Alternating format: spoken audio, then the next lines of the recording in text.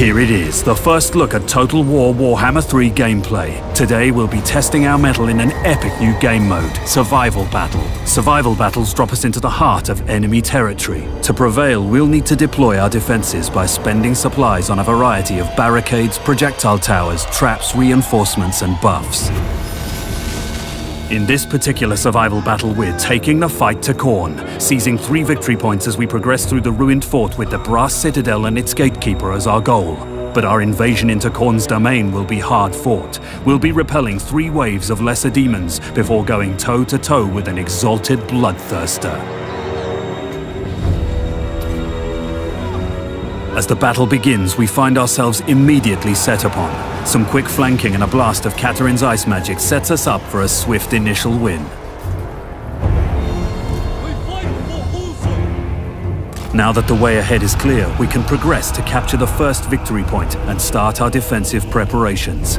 We'll use our structures, which have been built from salvage found in Khorne's realm, to our tactical advantage. They'll help us herd our foes into kill zones so we can take control of and maintain the battle's flow.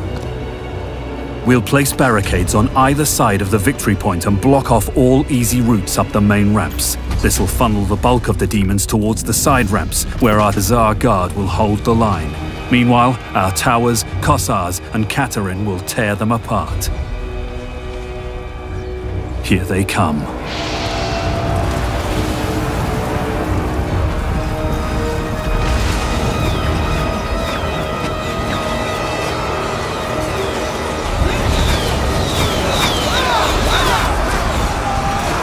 Katarin uses her Law of Ice to quickly slide between engagements.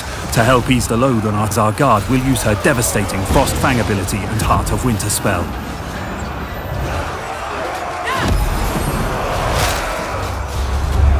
Against such insurmountable odds, our warriors are sure to tire and take losses. Thankfully, we can keep our army fighting fit with the replenishments menu.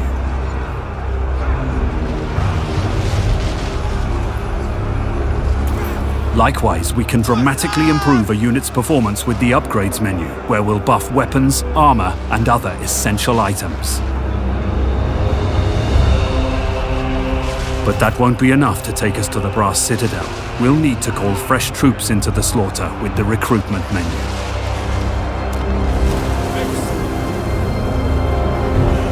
Our defense is holding thanks to our Streltsy reinforcements, but the demons keep coming. Our goal lies beyond the first victory point, and we need to press onwards. With the bulk of the enemy in one convenient narrow corridor, a decisive charge from our winged lancers should put a swift end to their assault.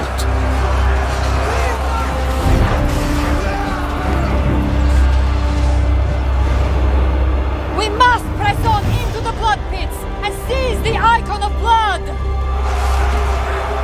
We've survived the first wave and can press our invasion deeper into enemy territory.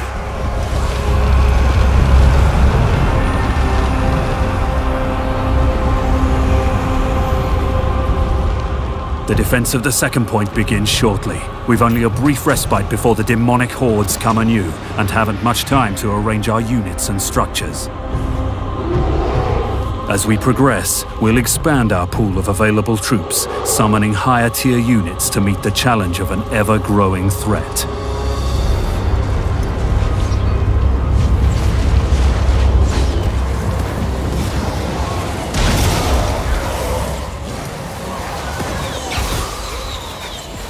With healing and buffing abilities, and a bear mount to briskly carry him between units in need, the Patriarch is a strong addition to our forces.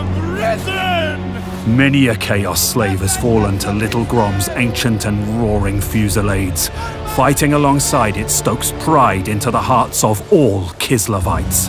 And rightfully so. Right now, Little Grom, with help from the Ice Guard and other units, is making steady work of the demons assaulting our western wall.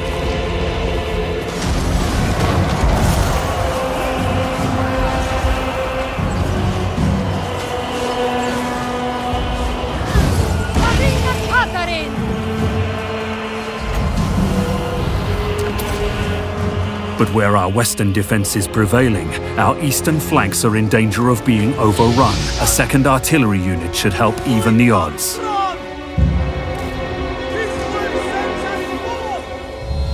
Although advancing's our primary focus, we'll leave a rearguard to protect the bulk of our army. Losing a victory point and getting flanked now could spell disaster. One final push to the boiling moat! We must seize the icon of torment and tempt Khorne's gatekeeper from his lair!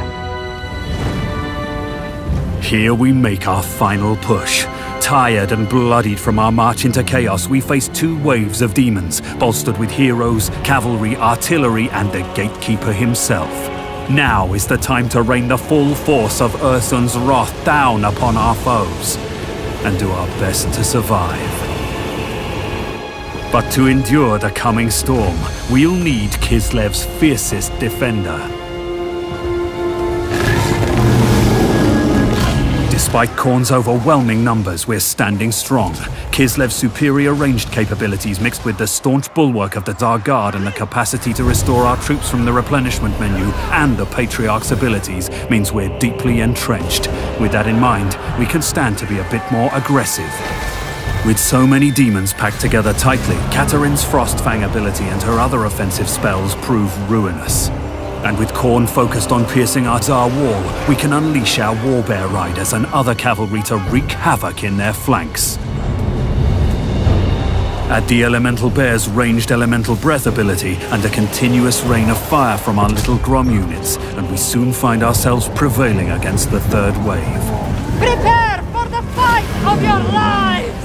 Here he is, the Gatekeeper, an exalted bloodthirster. This greater demon of Khorne is war, brutality, and murder incarnate. No mortal man could hope to stand against one and survive. Thankfully, we have a giant ice bear. If we're not careful, Khorne's Gatekeeper will systematically devastate and rout our infantry, sowing discord and creating holes in our wall. We need to keep him focused on the Elemental Bear whilst peppering him with ranged attacks and spearing him with our anti-large infantry, like the Ice Guard.